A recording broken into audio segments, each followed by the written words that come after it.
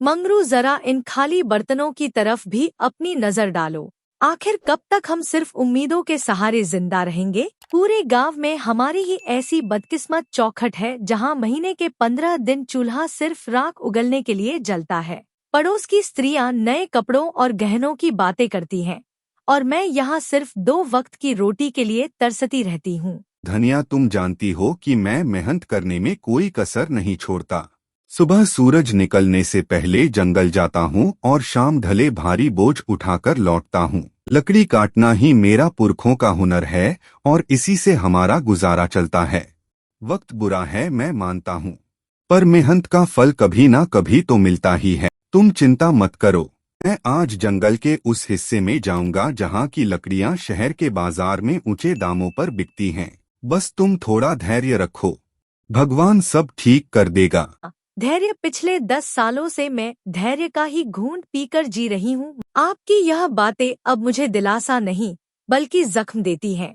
लकड़ी काटने के अलावा भी दुनिया में बहुत से काम हैं। आप किसी जमींदार के यहाँ मजदूर क्यों नहीं बन जाते या फिर शहर जाकर कोई ढंग की नौकरी क्यों नहीं ढूंढते?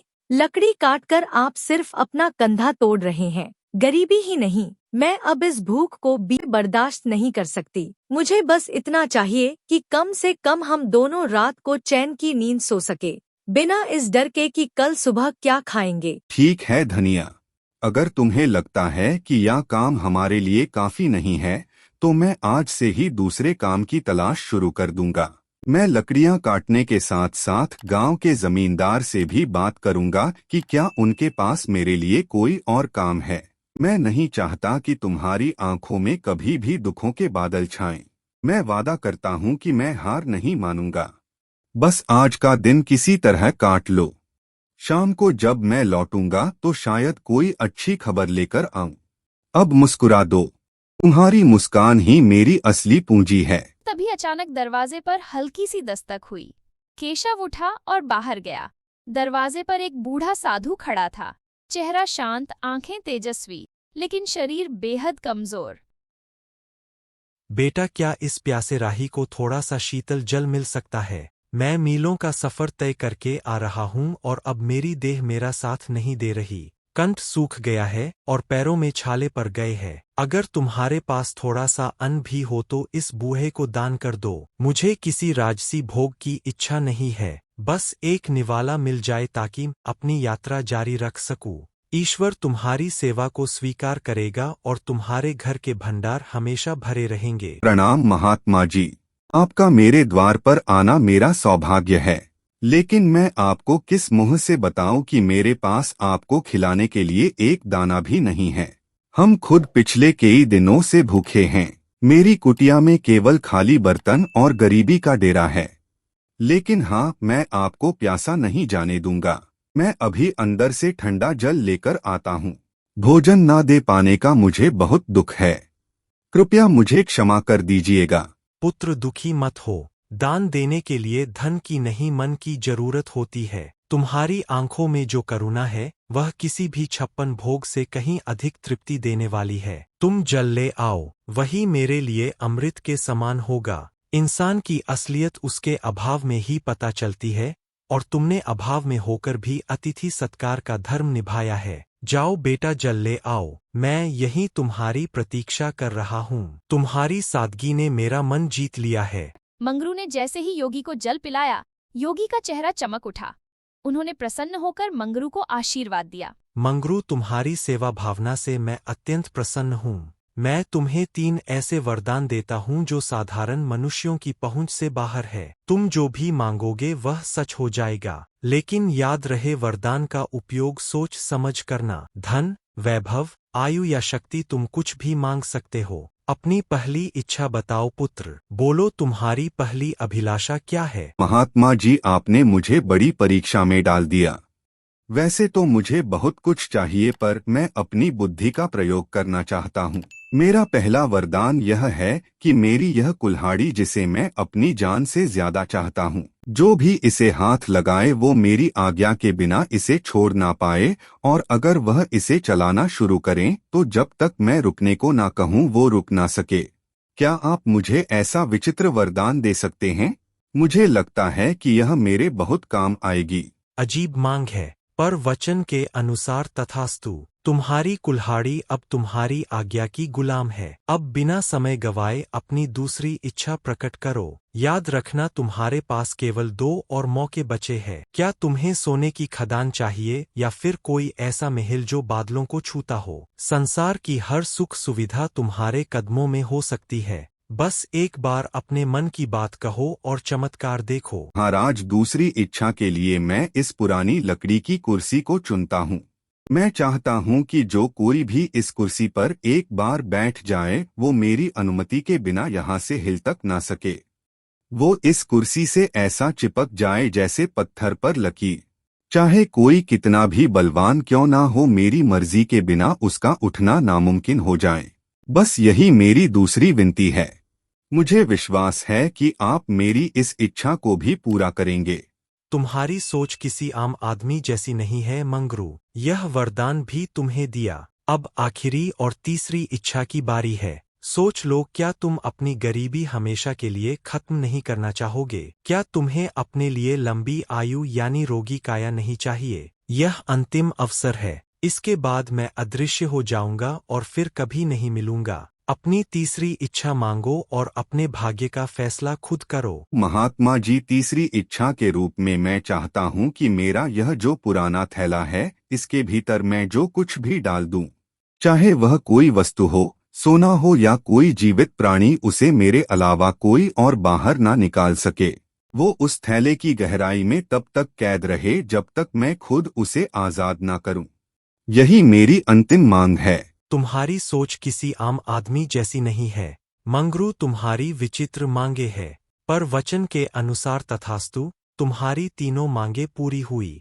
याद रखना, वरदान तभी काम आते हैं जब उनका उपयोग सही समय पर हो। साधु बाबा के जाते ही धनिया, जो अब तक चुपचाप सब सुन रही थी, ज्वालामुखी की तरह फट पड़ी। उसे लगा कि मंगरू ने अपनी मूर्खता से सुनहरे भविष्य की बलि दे दी है। वाह मंगरू, क्या गजब की बुद्धिमानी दिखाई है आपने। साक्षात देवता आपके द्वार पर आकर कह रहे थे कि धन मांग लो, सुख मांग लो, पर आपने क्या मांगा? कुल्हाड़ी, कुर्सी और थैला। क्या इन बेजान चीजों से मेरा पेट भरेगा? क्या इन वरदानों से हमारे सिर की छत पक्की हो जाएगी? मैं यहाँ दाने दाने को तरस रही हूँ और आपने फालतू वरदान मांग लिया। आज आपने साबित कर दिया कि आप कभी तरक्की नहीं कर सकते। काश वो वरदान मुझे मांगने का मौका मिलता तो आज मैं इस झोपड़ी को महल बना देती। धनिया, तुम जो देख रही हो वो केवल साधारण चीजें हैं, पर मैं जो देख रहा हूँ वो एक सुरक्षा कवच है। कभी कभी सीधे तरीके से मांगा हुआ धन टिकता नहीं है, पर बुद्धि से बनाई गई संपत्ति सदा साथ रहती है। तुम मुझ पर भरोसा रखो। यह 3 वरदान हमें वह सब कुछ दिलाएंगे जो तुम चाहती हो। मैंने जो मांगा है उसके पीछे गहरा रहस्य है जो वक्त आने पर तुम्हें समझ आ जाएगा। फिलहाल शांत हो जाओ, क्योंकि आने वाला समय बहुत बड़ी चुनौतियां लेकर आने वाला है। पत्नी के तानों से आहत होकर मंगरू अपनी कुल्हाड़ी कंधे पर रखकर चंदनपुर के सबसे घने और डरावने जंगल की ओर निकल पड़ा। दोपहर की तपती धूप पेड़ों की घनी छांव को चीरने की कोशिश कर रही थी। मंगरू एक पुराने बरगद के पेड़ के नीचे बैठ गया। उसका मन अशांत था और पेट में भूख की आग जल रही थी। उसे लग रहा था कि शायद उसने सच में वरदान मांगने में गलती कर दी। हे भगवान, क्या मेरी किस्मत में हमेशा ठोकरें खाना ही लिखा है? धनिया सही कह रही थी। अगर मैं उस महात्मा से सोने की मोहरें मांग लेता तो कम से कम आज मुझे इस तरह भटकना तो नहीं पड़ता। पेट में अन्न का दाना ही नहीं, जंगल में भी अब सूखी लकड़ियां मिलना मुश्किल हो गया है। ऐसा लगता है जैसे यह पेड़ भी मेरी गरीबी का मजाक उड़ा रहे हैं। समझ नहीं आता कि मैं घर वापस किस मुंह से जाऊंगा। वहां तो सिर्फ खाली बर्तन और पत्नी की शिकायतें मेरा इंतजार कर रही हैं। तभी झाड़ियों के पीछे से एक विचित्र बूढ़ा व्यक्ति बाहर निकला और चेहरे पर एक अजीब सी कुटिल मुस्कान थी। वो धीरे धीरे मंगरू की ओर बढ़ने लगा। मंगरू ने गौर किया कि उस बूढ़े के चलने की आवाज सामान्य नहीं थी। अरे ओ नौजवान, इतना उदास होकर इस वीराने में क्यों बैठे हो? तुम्हारी आहें तो इस जंगल के पत्तों को भी सुखा रही है। क्या बात है? क्या तुम्हारी पत्नी ने तुम्हें घर से निकाल दिया है, या फिर यह गरीबी का भूत तुम्हारा पीछा नहीं छोड़ रहा? देखो, मैं इस जंगल का बहुत पुराना निवासी हूँ और मैं लोगों के दुख भांप लेता हूँ। तुम्हारी हालत देखकर मुझे तुम पर दया आ रही है। अगर तुम चाहो तो मैं तुम्हारी सारी दरिद्रता एक पल में दूर कर सकता हूँ। बस तुम्हें मेरी एक छोटी सी शर्त माननी होगी। बोलो, क्या तुम अपनी किस्मत बदलना चाहते हो? प्रणाम महानुभाव। आप अचानक इस घने जंगल में कहाँ से आ गए? आपको कैसे पता चला कि मैं अपनी पत्नी से परेशान होकर यहाँ बैठा हूँ? आपकी बातें सुनकर मुझे थोड़ा अजीब लग रहा है और यह आपके पैर, आप कोई साधारण मनुष्य तो नहीं लगते। कहीं आप वही मायावी राक्षस तो नहीं जिसकी कहानियां हमारे बुजुर्ग सुनाया करते थे, जो लोगों को लालच देकर उनका सब कुछ छीन लेता है? मुझे आपसे बात करने में डर लग रहा है। फिर भी मेरी जिज्ञासा शांत कीजिए कि आप आखिर हैं कौन और मुझसे क्या चाहते हैं? तुम तो बहुत चतुर निकले लकड़हारे। हाँ, तुमने सही पहचाना। मैं मायावी साम्राज्य का स्वामी हूँ। पर डरो मत, मैं तुम्हें चोट पहुँचाने नहीं बल्कि तुम्हारी झोली भरने आया हूँ। देखो, मेरे पास सोने की मोहरों से भरी यह 3 थैलियां हैं। इन्हें ले जाओ और अपनी पत्नी के हर सपने को पूरा करो। अच्छा खाना खाओ, अच्छा पहनो और झोपड़ी की जगह महल बना लो। बदले में मुझे बस इतना चाहिए कि आज से ठीक 1 साल बाद तुम्हें मेरे साथ मेरे लोक में चलना होगा और मेरी गुलामी करनी होगी। 1 साल की पूरी आजादी और बेहिसाब दौलत। सोच लो, सौदा बुरा नहीं है। मंगरू समझ गया था कि यह शैतानी राक्षस उसे अपनी जाल में फंसाना चाहता है, लेकिन घर की गरीबी और धनिया के तानों को याद कर उसका मन डोल गया। उसने सोचा कि क्यों ना अभी यह धन ले लिया जाए और बाद में उन वरदानों का इस्तेमाल करके इस राक्षस से निपटा जाए। मालिक, आपकी बात तो सच है। इस तरह रोज रोज भूखे मरने से तो अच्छा है कि 1 साल तक राजाओं जैसी जिंदगी जी ली जाए। मेरी पत्नी को हमेशा मुझसे शिकायत रहती है कि मैं उसके लिए कुछ नहीं कर पाता।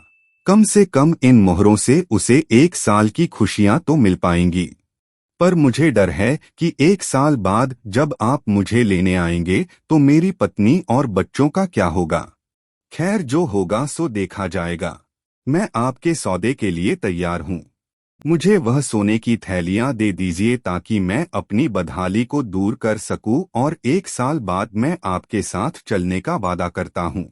बहुत खूब, मुझे तुम्हारी बुद्धिमानी पसंद आई। यह लो सोने की 3 थैलियां। इनमें इतनी दौलत है कि तुम 7 जन्मों तक बैठकर खा सकते हो। जाओ और अपनी जिंदगी के हर पल का आनंद लो। ऐश करो, दान पुण्य करो या जो जी में आए वह करो। लेकिन याद रखना लकड़हारे, मैं ठीक 1 साल बाद तुम्हें लेने आऊंगा। अगर तुमने भागने की कोशिश की तो मेरा प्रकोप पूरे गांव को भस्म कर देगा। अब जाओ और अपनी पत्नी को यह खुशियां दे दो।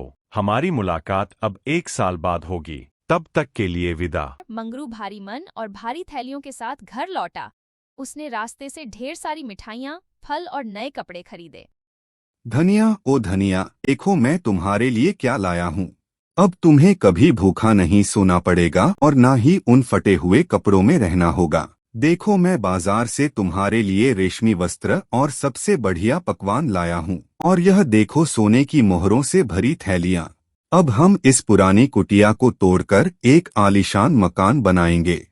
पूरे चंदनपुर में हमारे जैसा अमीर कोई नहीं होगा। अब मुस्कुराओ और अपनी इस नाराजगी को छोड़ दो, क्योंकि तुम्हारे पति ने तुम्हारी सारी इच्छाएं पूरी करने का रास्ता ढूंढ लिया है। अरे यह सब क्या है मंगरू? सुबह तो आपके पास एक कौड़ी नहीं थी और अभी दोपहर ढलते ही आप सोने की थैलियां लेकर आ गए। क्या आपने कहीं चोरी की है या किसी का खून किया है? इतने सारे पैसे आपको भला कौन दे सकता है? और यह मिठाइयाँ, यह कपड़े, मेरा तो सिर चकरा। मुझे सच सच बताइए कि यह धन कहाँ से आए? कहीं ऐसा ना हो कि इन सुखों के बदले हमें कोई बहुत बड़ी कीमत चुकानी पड़े। मुझे आपकी आंखों में वह खुशी नहीं दिख रही जो इतनी दौलत मिलने पर होनी चाहिए। आप कुछ छुपा रहे हैं ना? धनिया, तुम बहुत सवाल पूछती हो। मैंने कोई चोरी नहीं की है। मुझे जंगल में एक बहुत बड़ा काम मिला है जिसके लिए मालिक ने मुझे यह पेशगी धन दी है। उन्होंने कहा है कि मैं 1 साल तक आराम करूं और फिर उनके काम पर लौटूं। बस तुम इतना समझ लो कि अब हमारे अच्छे दिन आ गए हैं। आने वाले 1 साल में हम वह सब करेंगे जो हमने कभी सोचा भी नहीं था। जो भविष्य में होगा उसकी चिंता आज क्यों करना? अभी तो बस इस भोजन का आनंद लो और अपनी खुशियां मनाओ। बाकी सब मुझ पर छोड़ दो। धनिया खुश तो थी, पर उसके मन के किसी कोने में एक अनजाना डर बैठ गया था। समय अपनी गति से चलता रहा।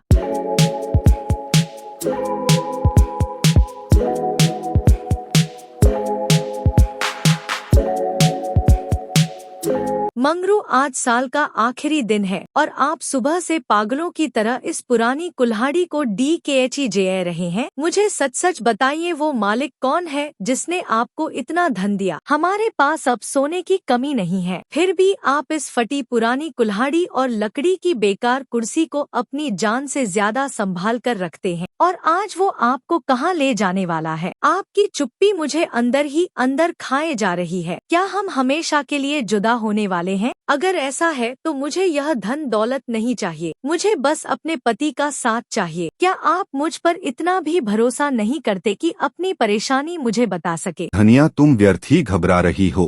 मैंने तुम्हें पहले भी कहा था कि वक्त आने पर सब पता चल जाएगा। आज वह घड़ी आ गई है। जो धन हम पिछले 1 साल से इस्तेमाल कर रहे हैं वह कोई साधारण धन नहीं था। उसे पाने के लिए मैंने अपनी जान का सौदा किया है। लेकिन घबराओ मत, मैंने उस महात्मा से जो 3 वरदान मांगे थे वह आज हमारी रक्षा करेंगे।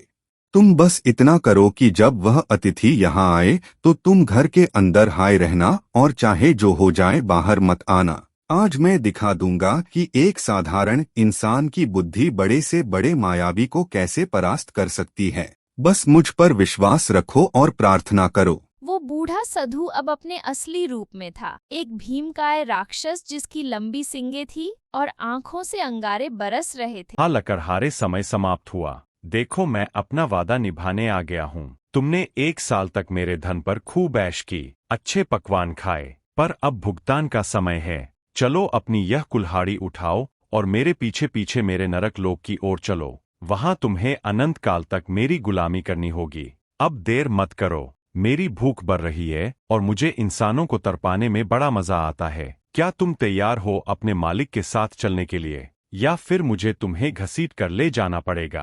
अपनी पत्नी से विदा ले लो, क्योंकि अब तुम उसे कभी दोबारा नहीं देख पाओगे। प्रणाम मालिक, आप आ गए। मैं तो आपका ही इंतजार कर रहा था। भला मैं अपने वादे से कैसे मुकर सकता हूँ? मैं चलने के लिए बिल्कुल तैयार हूँ। आखिर आपने मुझे 1 साल तक राजाओं वाली जिंदगी जो दी है, लेकिन मालिक जाने से पहले मेरी एक छोटी सी विनती है। देखिए, मैंने अपने बच्चों के लिए यह ढेर सारी लकड़ियां इकट्ठा की हैं ताकि मेरे जाने के बाद उन्हें सर्दी ना लगे। बस इतनी सी लकड़ियां काटनी बाकी रह गई हैं। अगर आप महानता दिखाते हुए इस कुल्हाड़ी से इन 2-4 कुंदों को फाड़ दें तो मैं चैन से आपके साथ चल सकूंगा। आपके लिए तो यह पल भर का काम है। क्या आप अपने इस सेवक पर इतना सा उपकार करेंगे? तुम इंसान भी कितने भावुक होते हो, जाते जाते भी लकड़ियों की चिंता कर रहे हो। लाओ इधर दो ये खिलौना जैसी कुल्हाड़ी, देखो मैं इसे कैसे एक ही बार में चकनाचूर करता हूँ। राक्षस कुल्हाड़ी उठाकर लकड़ी को चुन लगता है। ये लो और ये लो। अरे यह क्या हो रहा है? यह कुल्हाड़ी मेरे हाथों से चिपक क्यों गई है? मैं इसे छोड़ना चाहता हूँ पर यह मेरे हाथों को जकड़ती जा रही है और मेरा शरीर अपने आप वार किए जा रहा है। मैं रुकना चाहता हूँ पर मेरे हाथ रुक नहीं रहे। लकड़हारे, यह क्या जादू किया है तूने? मुझे रोक, मैं कह रहा हूँ मुझे अभी के अभी रोक, वरना इस पूरी जगह को तबाह कर दूंगा। अरे मालिक, इतनी जल्दी थक गए? आप तो कह रहे थे कि यह आपके लिए बच्चों का खेल है। काटिए मालिक, अभी तो बहुत सारी लकड़ियां बाकी हैं। आप शायद भूल गए, इस कुल्हाड़ी को जो भी पकड़ता है वो मेरी आज्ञा के बिना इसे छोड़ नहीं सकता और जब तक मैं ना कहूँ वह रुक भी नहीं सकता। अब काटते रहिए लकड़ियां पूरी रात। मुझे तो अब नींद आ रही है, मैं जाकर थोड़ा आराम करता हूँ। जब आप थक कर चूर हो जाएं और आपकी हड्डियां जवाब देने लगे तब मुझे पुकारिएगा। तब तक इस मुफ्त की मजदूरी का आनंद लीजिए। यह बोलकर मंगरू वहां से चला जाता है। राक्षस पूरी रात लकड़ी को चिर कर थक जाता है। अगले दिन जैसे ही वहां मंगरू आता है, राक्षस उससे विनती करने लगता है। मंगरू बेटा मंगरू, मुझे बचा ले, मैं हार गया। तुम्हारी बुद्धि के आगे मेरी माया फेल हो गई। मेरे हाथ अब फटने वाले हैं, मेरा दम घुट रहा है। कृपया मुझे इस कुल्हाड़ी के चंगुल से आजाद कर दो। मैं कसम खाता हूँ कि मैं तुम्हें अभी नहीं ले जाऊंगा। मैं तुम्हें 1 साल की और मोहलत देता हूँ और साथ में 3 और सोने की थैलियां भी दूंगा। बस मुझे इस नरक से निकालो। मैं अब एक पल भी यह कुल्हाड़ी नहीं चला सकता। मुझ पर दया करो। अच्छा तो आ गए ना लाइन पे। 1 साल की मोहलत और 3 थैलियां। नहीं मालिक, इतना कम तो मेरी मेहनत का हर जाना भी नहीं है। अगर आप आजाद होना चाहते हैं तो आपको मुझे 5 थैलियां सोने की मोहरें देनी होंगी और वादा करना होगा कि आप अगले 2 साल तक इधर नजर भी नहीं आएंगे। अगर मंजूर है तो मैं कुल्हाड़ी को रुकने का आदेश दूं। मंजूर है, मुझे सब मंजूर है। 5 क्या तुम 7 थैलियां ले लो, पर मुझे इस जादुई फंदे से छुड़ाओ। मैं अगले 2 साल तक इस गांव की सीमा में भी कदम नहीं रखूंगा। यह लो तुम्हारी सोने की थैलियां। मैंने अपनी माया से उन्हें तुम्हारे सामने प्रकट कर दिया है। अब बस इस कुल्हाड़ी को रुकने को कहो। मेरी शक्ति अब जवाब दे रही है। मंगरू ने कुल्हाड़ी को रुकने का आदेश दिया। कुल्हाड़ी तुरंत राक्षस के हाथ से छूटकर गिर गई। राक्षस बिना पीछे मुड़े वहां से भाग गया।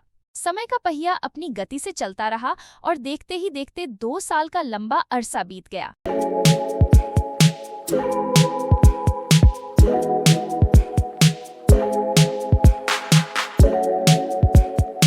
मंगरू आज 2 साल पूरे होने को है। पिछली बार आपने उस राक्षस को अपनी जादुई कुल्हाड़ी से धूल चटा दी थी, लेकिन मुझे डर है कि वह इस बार और भी ज्यादा तैयारी के साथ आएगा। क्या आपको नहीं लगता कि हमें यह गांव छोड़कर कहीं दूर चले जाना चाहिए? यह ऐशो आराम सब बेकार है अगर आप सुरक्षित नहीं हैं। मेरी रातों की नींद उड़ गई है। हर आहट पर मुझे वही भयानक चेहरा याद आता है। हनिया, तुम व्यर्थ ही अपने मन को अशांत कर रही हो।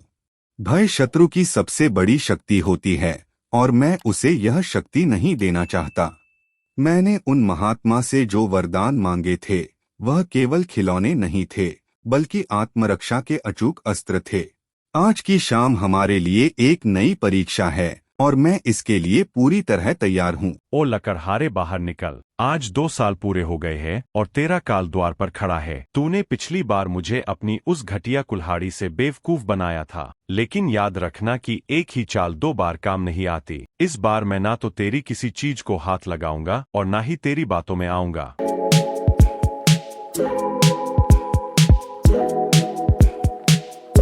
अरे मालिक, आप आ गए। तो कब से आपकी प्रतीक्षा कर रहा था। आप तो बाहर ही रुक गए। क्या आप अपने इस पुराने सेवक से इतना डर गए हैं?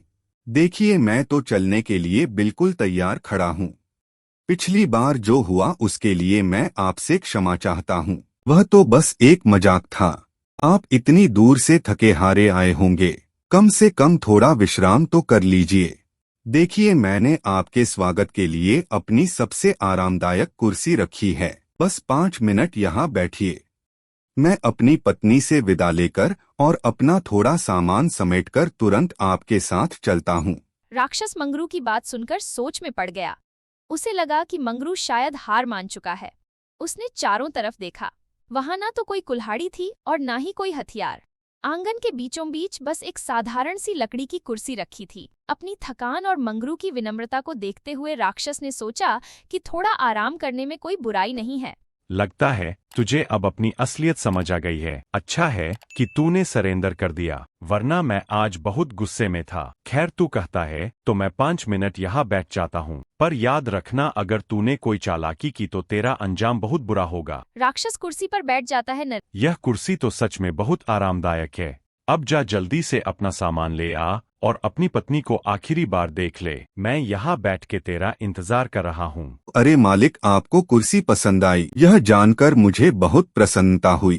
पर क्या आप जानते हैं, यह कुर्सी जितनी आरामदायक बैठने में है, उठने में उतनी ही कष्टदायक है।